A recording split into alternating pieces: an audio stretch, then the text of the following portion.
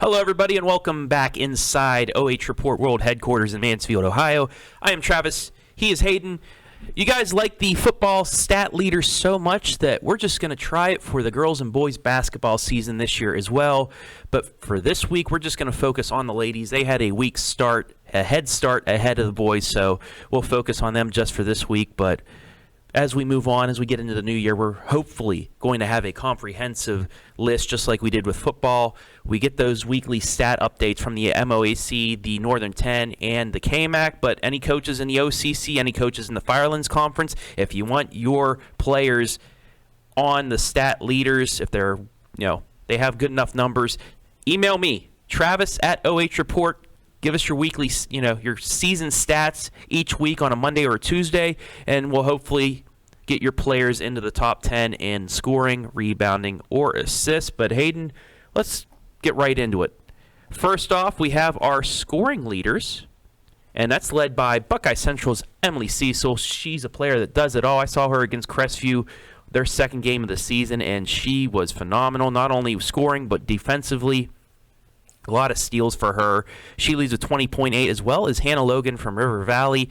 She has 20.8 points as well. One of those three teams at the top of the MOAC fighting for that championship between River Valley, Clear Fork, and Shelby. Kaylin Risner from Colonel Crawford averaging 17.3. Nora Levy from Worcester averaging 16.5. And then Milena Depinet from Seneca East averaging 15.6. But is there any other names that pop out to you, Hayden?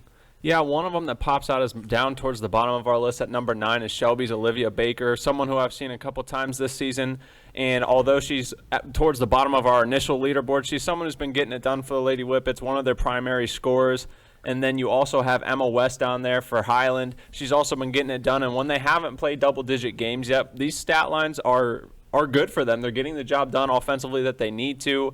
And just, to top things off on our top scorers, I mean, when you've only played 6 games and you're still consistently averaging 20.8 points per game, you're getting it done and something's going right for you so far this season. And I'm going to have a chance of seeing Emma West and Olivia Baker tomorrow night at Highland. Shelby goes to Highland. We'll have the full highlight for you coming up tomorrow evening on the OH Report.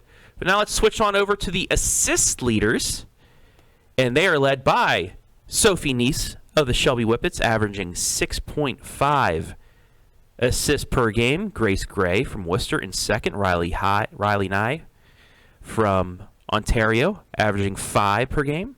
Emily Cecil, once again, 4.7. And Maya Ousley from Seneca East in the top 5, 4.7 as well. But a lot of players in here from different conferences as well. Yeah, it's always nice to see, even with this being our first segment and the limited stats we get, there's a lot of representation, so a lot of ball movement happening out there.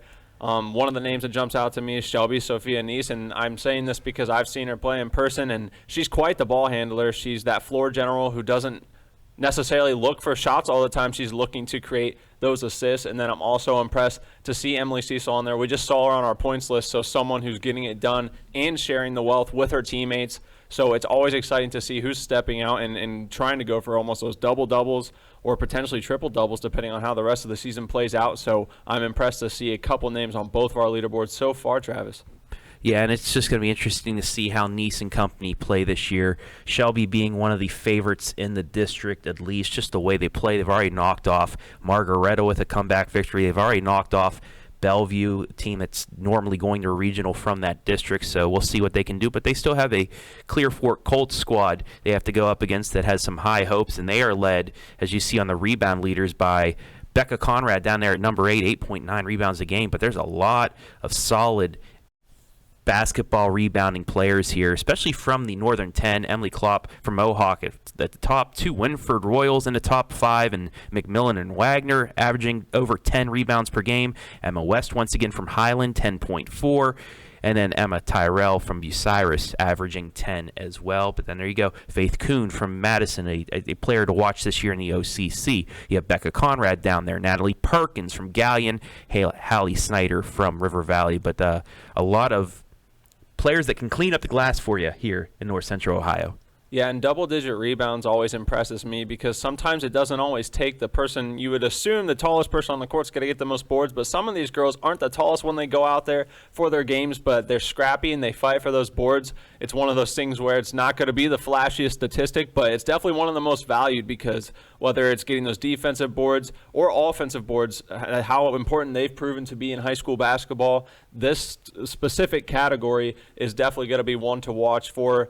And I'm just impressed to see girls consistently averaging over 10 rebounds a game as well. So I think this one is one of the most, it's not the flashiest, but it might be one of the toughest categories to lead. Yeah, and we'll see just how this goes on throughout the rest of the season. We'll have some players added on here from teams that give us some stats.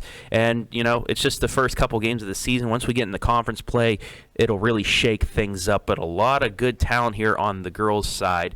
But that will wrap things up here. First edition of the basketball side of our stat leaders for the girls. Like we said, we'll get to the boys starting next week. But stay tuned with us. Stay tuned to the OH Report. Got a lot coming to you in the next couple of days. But for now, he's Hayden. I'm Travis, and we out.